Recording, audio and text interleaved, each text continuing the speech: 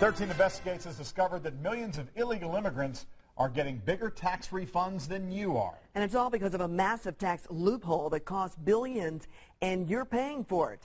Our investigative reporter Bob Siegel has spent the past 3 months uncovering this problem right here in Indiana. He tells us tonight how the IRS is simply handing out your tax dollars to people who don't even live here.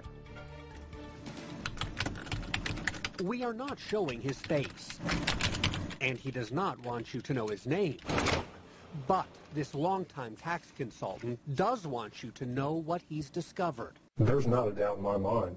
There's huge fraud taking place here. He came to 13 Investigates to blow the whistle on a nationwide problem with a huge price tag. We're talking about a multi-billion-dollar fraud scheme here that is taking place. The scheme involves illegal immigrants who are filing tax returns.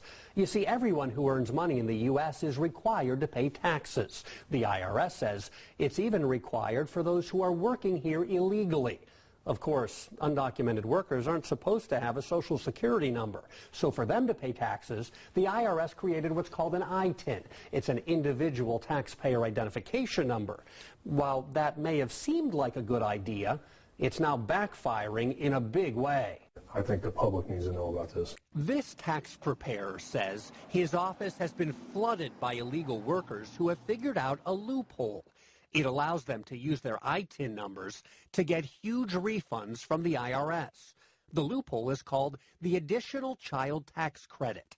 It's meant to help working families who have children living at home. But 13 Investigates has found many undocumented workers claiming the tax credit for kids who live in Mexico.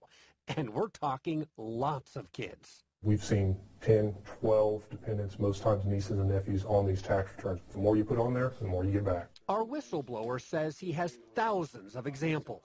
He showed us some of them after crossing out all identifying information on the tax returns. We're getting an $11,000 refund on this tax return. We're claiming 7 nieces and nephews. Here's a return right here. We've got a $10,300 refund. 9 nieces and nephews. I can bring out stacks and stacks. It's just so easy. It's ridiculous. This undocumented worker says it is easy. Mucho dinero. See? He agreed to talk with me and a translator as long as we didn't reveal his identity. He admitted his address is being used to file tax returns by 4 other undocumented workers who don't even live here.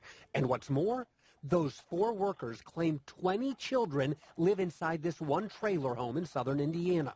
And as a result, the IRS sent the illegal immigrants tax refunds totaling $29,608. But we saw only 1 little girl who lives here. What about the 20 kids claimed as tax deductions? Hay 20 niños viviendo aquí. No, no viven aquí. Los otros niños pues en su país de origen, que es México. Have those children ever lived here? No. ¿Y nunca han vivido aquí? No. Never. They've never lived here. There's some people who say that they shouldn't be getting that money for children who don't live in the United States. If the opportunity is there and they can give it to him, why not take advantage of it? Other undocumented workers in Indiana told me the same thing. Their families are also collecting tax refunds for children who do not live in this country. Have the children in Mexico ever lived here with you? No. All of those children are in Mexico? Yeah. While this may come as a surprise to you, the tax preparer says it should be no surprise to the government. The IRS has to know what is going on here. The IRS does know what's going on. 13 Investigates has proof. The agency has known about this problem for years, and officials here at IRS headquarters have done absolutely nothing to stop it. The magnitude of the problem has grown exponentially. Russell George is the U.S. Treasury Department's Inspector General for Tax Administration. His agency has repeatedly warned the IRS additional child tax credits are being abused by undocumented workers.